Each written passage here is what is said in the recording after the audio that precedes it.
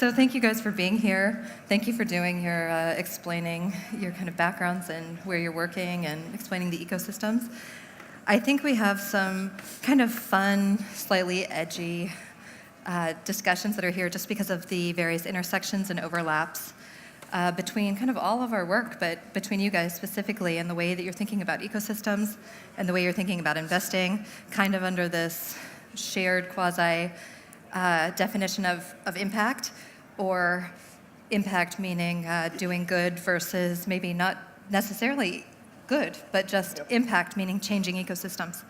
So I'd love to hear from Eric a little bit about Manen's, I would say, presentation around thinking around going into these communities in the US and making kind of comparisons around industrialization, more or less, like kind of big boxing small cities in America, and how that might look on the continent in Africa, or is that sort of interesting on the continent as you're thinking about this interconnectedness of mobile web?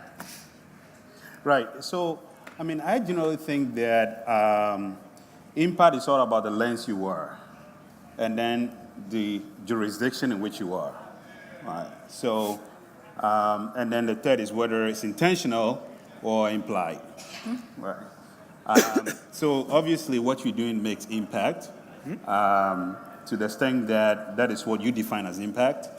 But if you look at the African continent, what is very interesting is that you see traditional Africa has been looked at as it's a very interesting dichotomy. On the one hand, Africa is looked upon for resources, right, as a place that has all these natural resources. And then on the other hand, the same continent has a begging bowl, always asking for money from the guys who are extracting the resource from the continent. It's something that it's been hard for me to wrap my head around, being an entrepreneur and then now being an investor. And so the way I see it as, when you take the continent, really what needs to happen is wealth redistribution. And I think you need to do this from an economic nexus, which is either you are creating jobs or you're enabling entrepreneurs. And I believe that enabling entrepreneurs is kind of the foundation, which is what I'm trying to do, because as you enable entrepreneurism and people who have that creative genius and the ability to unleash that, they employ people, they bring other people along, right? So the big question around the world today is that Africa is going to have this huge population. Is it going to be an asset or a risk? I think that you can really turn it into an asset if you look at it from this perspective. But obviously, I could also be wrong. And so, on the question of how how we make impact, there are three things that we measure. So let me now be a bit more specific. So our current fund is about creating growth. And so we are saying that you take entrepreneurs that are successful in one country and then grow them into multiple countries or the rest of the world. So I gave the reason we merged with Hotel Online is, for example, Teranga is a very successful company in Senegal, and we're trying to get into the rest of Africa and the rest of the world. We see an opportunity in the global frontier market. They are trying to get into Africa, but they don't know Africa, right?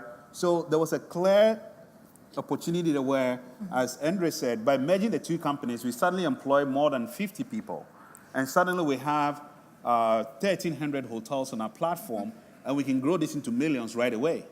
The other part of this partnerships, and sorry to use as an example, but is that they had technology that were complementary with our technology.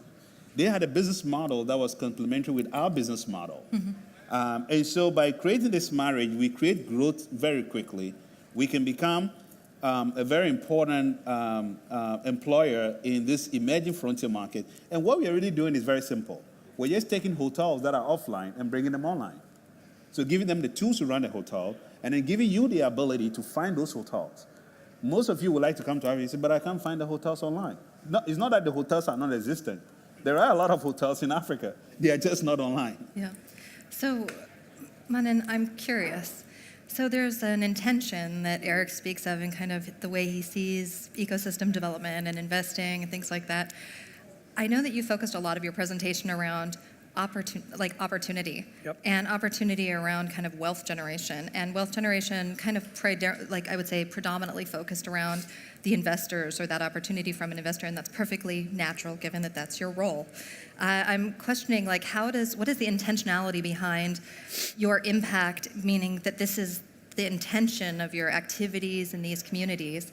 How does it, what is your intention around what it brings or what it gives to the community, as opposed to visas or things like that? Yeah, and that's a great question. I think here's the bottom line. I'm a short cycle kind of guy. I'm an entrepreneur. I don't have the IFC resources to do a McKinsey report to understand all the ecosystem development, and that's not what you want from me. That's why you have large organizations like the World Bank, which have the resources and the deployment capabilities to do that. So as a short cycle guy, I have to look at what are the quick wins you can create that spurs more eager entrepreneurship. Is it sustainable? I think it is. As long as there's people that want to build something, it's never going to die, right? Because intrinsic in being an immigrant entrepreneur in my world is intrinsic in the fact that you are long on ambition and short on things to lose. Right. And so when I think about this in my lens, I do apply a US-centric lens because that's where my talent is today. But I have a company now in Africa as well who is a Stanford graduate who's now out in Kenya. It's called Sote Logistics. They're trying to move products across the 52 nations and the billion people, but they also know that they're going to face an insurmountable, in some cases, set of obstacles. By the way, I'm a big fan of Sultans. See, there you go. Yeah, and so for me, there's always this natural element in what I do, which is if you can help businesses find, or entrepreneurs find a customer to sell to, they will survive. They're not going to die. And what then venture capitalists do is try to help that happen faster. And so here's the reality. I'm the last one to make money. As a partner at a VC, my founders have to make money first, unless it's a really messed up cap table, then my investors, then me. I know that, so I have to create multipliers. Well, making the most money, you're at the end of the line. I'm not making the most, the founder should make the most money in my world. So, not to be completely antagonistic here, I have a question about mentorship, because you mentioned this as part of the Endeavor Acts, and I think that there's something that I kind of question about these ecosystems because I lived in Africa too, and I saw that one of the biggest pieces that kind of helps build success and sustainability around, kind of taking advantage of opportunities and different, I would say, growth sectors is you actually need mentorship. Yeah. And so I guess the question is, when you have these immigrants that are, in these small communities, how much mentorship is your company providing, and where are they getting this mentorship? Because as most immigrants that I know, they really struggle with figuring out, it's like 10 times harder to do a business as an immigrant than it is a native, local. Yeah, the difference between success and failure is oftentimes who you know. Right. I think that's an underlying thesis that we believe in at Unshackled. What I have not shared is who our backers are. They're quite well known. One of the organizations is Emerson Collective, which is led by Laurene Powell Jobs. That's Steve Jobs' wife. How is that benefiting your investees? It gives me phenomenal access to influence circles that I could then provide on day zero startups. So here's the one benefit of having Donald Trump president. It is a very black and white environment. Do I want to help immigrants or do I not? Right. I'm fortunate to live in a part of the world where people want to be more forthcoming with that help. So whether you're the COO of Airbnb, you're the CTO of Cisco, the founder of NerdWallet, or someone that has started working with Meltwater, these are all people in my network. I have 2,000 people mapped now based upon industry expertise, business stage, and willingness to help. Hopefully some women in there. So 20% of my founders are women. That's great. So that was another one of my questions. There Thanks naturally for that. has to happen. And immigrant women too, right? So that's even a smaller population when you think about it. Could it be So 50% at some point? I would see why not. I mean, Good. we don't filter. I mean, I guess in that regard, we're not intentional, but I will say this. When you naturally open the door of opportunity to more people feel comfortable to walk through it. And I think that's one of the unintentional benefits of what we've done. That's great. Sean, in terms of your intentionality and the mentorship and that side of it, like we talk a lot about the business metrics, but we're kind of leaving out the people element. And the people element Eric talked about in his presentation, those are the characteristics of those communities which make them so lively and so vibrant and actually creates the hustle and actually creates these opportunities. How is the human element and the kind of part of society, the fabric of society that actually makes things work, incorporated into IFC's kind of mission and investment thesis and venture ecosystem building efforts? I'm frightened by the depth of the question, but I guess I'll say first thing is obviously a two-time former founder. I'd like to think I have at least some quantum of empathy when I'm working with founders. And I've had to do the startup, start down, and extend a fundraise, and take no money and no pay and all those things. So I've lived through that. So I think that helps me personally, but that's not really scalable, one person. Yeah. So what I kind of look at is, what do we do within, to your point, within the communities? One of the things we do spend a lot of time with is Endeavor. It's not because I'm promoting Endeavor here, but Right. having been somebody who at my last fund worked with them, it was more tangential. They happened to be co-invested with they Right. weren't invested technically. It was a mentee of theirs. And I learned the value of what they were doing in the community. So when I came to IFC, I was like, who does that here? And they were kind of like, I'm sorry, what do you mean? And I was like, that thing where you kind of like create the cohesive network and you support founders and you do, and they're like, we don't really know. So they quickly made us Endeavor Network members. So I would say IFC itself doesn't actually have that, but what we do is, because you have about 190 offices, we are a place where people go to and have some interactions, and I do try to leverage, like Bijou is one of my teammates in Kenya, where a lot of times I introduce him to a lot of the startups because he has a good feel for it. Wale, obviously, in Nigeria does the same, so they can offer that locally. So to your point, we're a large organization, so I can leverage humans, but I think, to be fair, that I wouldn't say that's a strong suit of ours, the mentorship. And I think that's why you want that capacity local, because I don't think it should be sitting in a development finance institution. I think it needs to be locals who do that. And the faster you have exits in those markets, the faster you'll have natural mentors there, and then that'll be self-fulfilling.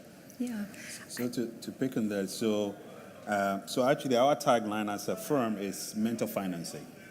So we believe that there are two key reasons why you have to be very involved. One is that a lot of these entrepreneurs are doing it either for the first or the second time. That means that there's a lot of learning that needs to happen. And if you combine that with the fact that you have a shortage of capital, you cannot just pay their school fees. Yeah. So ideally, in a system where there's a supply of capital, then you can pay a lot of school fees. So we kind of get quite active in the companies that we invest in for this first reason. The second reason is that we do this from a growth perspective.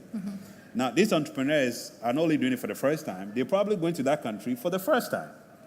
So the guy is great in Ghana, and then you give him capital. Hey, expand to Senegal. He's like, well, I know Senegal is in West Africa, but he's never been there before. So there's a second order of magnitude learning when you scale, right? Even in the US, like, yeah, it's great that you're a great company in San Francisco, but if you want to move and do something in New York, it's kind of very different. If you go to the Midwest, everywhere else is different. And if you haven't done it before, you need somebody who has that experience, and that could actually make or unmake your company. And we would, I mean, by definition, as a Series B investor, which is my day job, I'm not going to go do a deal if there isn't someone like an Eric or Munden already involved, because it needs to be somebody who's actually got the day-to-day. I mean, it's a really bad behavior of a fly-in, fly-out guy, which is what I would be. In emerging markets, it's not possible. I don't think it's possible really in any ecosystem, even in developed countries. So from the standpoint of kind of opportunity, I want to say, do you think that there's equal opportunity for women across the space as men? Because I feel like all of you are slightly guilty of making a lot of references to populations and then referring to them as male. And then the acronym being KINGS, which I've had a problem with for a long time, and but Queens, we'll take it to Queens, task. By the way, just correction, and Queens, yes. I took gender-sensitive training, so I'm going to go first on this question. I've done better. I've been trained. No, but in all honesty, first off, two-time co-founder with two female co-founders. So for me, I don't actually even look at it, to be honest with you. It's more something I've had to learn at IFC where it's a concern. And Della, which I know is one of your favorite companies in Nigeria. Exactly. Right. There's a female co-founder there, but one of the things I was excited about what they did was doing female boot camps. Right. And I personally think that there's people do this theory that like VCs don't see a woman founder present as well. I know I'm not necessarily like, I don't subscribe to that, but it's also who I was raised by my mom, and maybe I don't have that same perspective. But I actually just think just getting more people into the flow. I'm not aware of the top of the funnel I just don't know that there are a lot of female founders, say in Latin America, for instance, that I've overlooked as much as I want to build a capacity of more women who want to be a founder. That's how I look at it. And we do measure that. Just to be very specific, I know the number of female women who are on our boards. I can tell you the number right now of all of our 40 companies. And I know how many women founders and how many. We only have 17 female board members across, well, most boards have about 5 men. Right, so right, exactly, yeah. But the point is I don't control the board, so I can't necessarily decide that. But we've influenced that. So it's an important thing. So, I mean, personally, I'm actually sitting in Silicon Valley, which has been the epicenter of a lot of deplorable behavior by male VCs, which is really nice to see it being called out. I'm personally pretty excited about what this could mean for the next generation or even the current generation of women entrepreneurs. I think you're seeing corporates taking on more progressive stances around even maternity leave, so they're respecting both the work and home, because at the end of the day, only a woman can actually deliver a child in this case. But most importantly, from our lens, I'm just seeing a higher population than ever before. But are you like actively doing something? Like, are you like inside saying like, we understand that venture is predominantly heavy in men, and so we're going to make a concerted effort to actually try to give a hand up to the women in our communities Our team is 50-50. That's good. At IFC. Yeah, For so, example, we made that happen. That's great. Likewise. So our associate, Maria Salamanca, who's a Colombian refugee, was the second youngest on Forbes 30 under 30 for venture capital. She was the only 2 women are on that list as well. A Latina woman on that list. That's a big deal. We also sponsor her. Shouldn't be a big deal. It shouldn't actually be a big deal. It shouldn't should be be, totally normal but to I think- see a woman in the... I agree with you on that, but I'll just say this. I think it's a big deal given what context we're in today. I think it's really important that we celebrate those, because I think what I'm seeing behind it is a lot more women now get inspired and feel like they can go do it. Well, they have role models, yeah. It's how we celebrate athletes, right? When you celebrate somebody from a rural part of without any kind of success, or financial success, that drives the pipeline, right? What Jackie Robinson did for baseball should not be celebrated. I agree. It gave a lot of people. So I'm a firm believer that we should celebrate them. I think that shines a very positive light. And I think what Silicon Valley, hopefully the next generation is figuring out, is that that's actually their competitive advantage. Yeah. Well, all research indicates. So I agree with you that this is quite an abnormality in the world we live in, because generally there's enough data to back the fact that companies and organizations that have female at the senior level do better than those that don't have. So I kind of don't get why this is should be celebrated, to be honest. I think it's really stupid when you have an organization and you don't have any female in the top leadership, because we are a lot about outcomes, right? And we measure different kinds of outcomes. But there's data to support that. So when I was going to have a co-founder for my fund, I deliberately wanted a female co-founder. And part of this was that I knew, in this case, she had skills and experiences that I had no clue. So it was just a deliberate effort. And we try to push that within the companies that we're invested in. We haven't gotten, actually in our organization, we're 50-50. There's 4 of us, she and another employee. But in the companies, we're currently probably around 15%, but we want to be able to get to that level. But generally, it's one thing that we really want to push, because we believe that it's just good for outcomes. Yep. And we measure outcomes, and that's what we are in this for. Yeah, I mean, populations are obviously equal parts. So it would be nice to kind of address the entire population. Yeah, absolutely. So anyway, now that we've had our panel, I think we're on time. We'd like to turn it over to questions from anyone in the audience, if there were things that we wanted to highlight or maybe we missed in terms of especially if covering. it's gender related. Yeah, exactly. We want to tackle the gender-related issue, please, especially the women in there. Didn't know we were going there. Yeah, I guess I appreciate what you said, all of you, because I just wanted to share an experience that I had a few weeks ago. I was at a startup event here in Oslo. I live here. And they were all male, white in the panel talking about how much they love diversity. And I was like, okay. and then in the end they said, oh, so that's 3 white men's take on diversity. Ha ha ha. And then I was like, why are you laughing about this? The fact that you're laughing means that everything that you said up until that point, you don't mean it. You don't believe it. Yeah, so But that's why I we're just laughing. left there really upset, and now I'm not upset, so I'm that's sorry, good. I'm sorry I wasn't there, but I will simply say with my first startup, we were fortunate that there was 2 guys and 2 women. Because I have to admit, if you've never been in a room with like bad ideas, guys are really good at like rolling on them and rolling them out actually to your customer. So I would say they're missing out on the benefit. So that's all I'll say. Any other questions? There's like a potential question. Yeah, I have a question. Working with youth and sustainability. Oh yeah. In terms of how, like, what are your thoughts and advice on how you can empower youth to, I guess, enable impact and include them in different processes? Because often it's people that has been X amount of years in the industry that are not included in the discussions and not given the opportunities. And so how can you personally contribute to that, and what are your thoughts on that aspect? Well, I mean, as I said, like, so part of the reason I decided to really do this is that I actually saw that there's a big opportunity with the youth, right?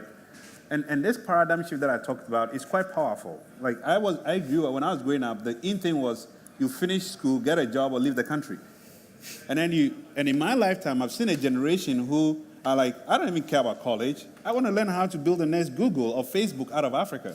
I think that's very powerful. And I'm just riding that wave, really. I didn't start it. No credit to me. So I think that in Africa, we have this paradigm shift. And this all happened by itself. And I think that we're going to, if we don't take advantage of that, and so this is why I'm involved, if we don't provide an enabling environment, it's a wave that will drop off, because these guys can only try that much in a very hard environment. And talking about ecosystem, one of the things that really inspires me is that, look, African entrepreneurs are building against very hard odds. I mean, you have guys who don't have 3 square meals a day, you even have a meal a day, and he's trying to build a company. So imagine that if you help that guy a little bit. Or woman. Even talking about capital efficiency. Or lady, sorry. Yeah. Well, It's subtle. thank you for the correction. Yes. Anyway, so. I think we have one more question, and then I think we're out of time. Hi, I'm Cristina Gallegos, and I have 2-part questions for you. Number 1, what is the role of philanthropy in the work that you do? It's a slightly different kind of capital that can be deployed for social impact and also to produce some return sometimes. So that's part 1. And part 2 is, given that you have a captive audience here, is there a call to action that you collectively have for our group here in the room? So role of philanthropy and call to action for people in the room. I mean, I'm happy to jump in. I think as a non-philanthropic structured organization, I think the role of philanthropy actually provides a lot of the support systems that I don't have the capital to do, right? Because I have to operate my business, unfortunately, very disciplined on a profit and loss statement. And I can't really venture, for lack of better words, outside of that. And so when it comes down to advocacy work, this is why we work with Emerson Collective.